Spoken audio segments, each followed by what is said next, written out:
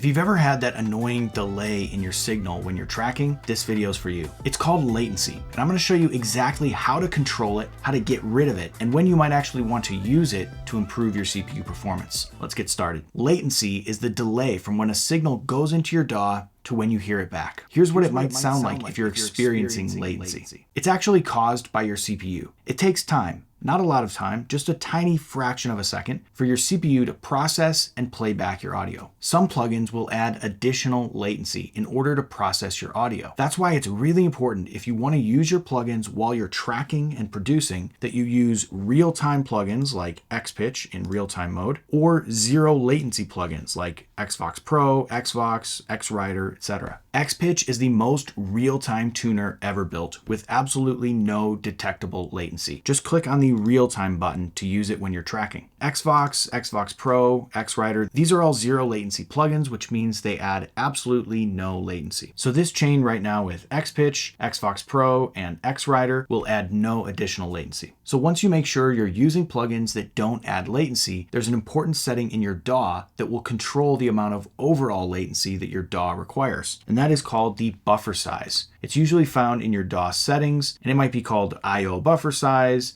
It might just be called audio buffer, and it's usually measured in samples. It usually has options like 32, 64, all the way up to 1024 or maybe 2048. The smaller the number, the lesser the latency. That's because your CPU is going to be processing smaller chunks of audio and spitting them out faster, which results in less latency. The larger the buffer, the more latency we'll have. That's because your CPU is filling up a bigger buffer, then processing it, then spitting it back out. It takes a longer time to do that process, which is why we have a more noticeable delay. Now, there is a benefit to using higher buffer sizes. Generally speaking, the higher the buffer size, the easier it is on your CPU to process all of your audio. This means you can run sessions with a lot more plugins a lot smoother without running into CPU overloads. Latency only really matters when you're tracking and producing. When you're mixing, you can have a lot of latency and it won't really matter. But when you're trying to perform a musical part and everything sounds delayed or out of sync, it's nearly impossible. So here's the best way to manage your latency. When you're tracking, use lower buffer sizes. You don't have to go all the way down to 32 or 64. I found that 128 is usually the perfect balance of performance and responsiveness. When you're done tracking, you can use higher buffer sizes in order to run bigger mix sessions more smoothly. An important side note we touched on, but I just want to reiterate. If the plugins are adding latency, there will always be latency in the chain,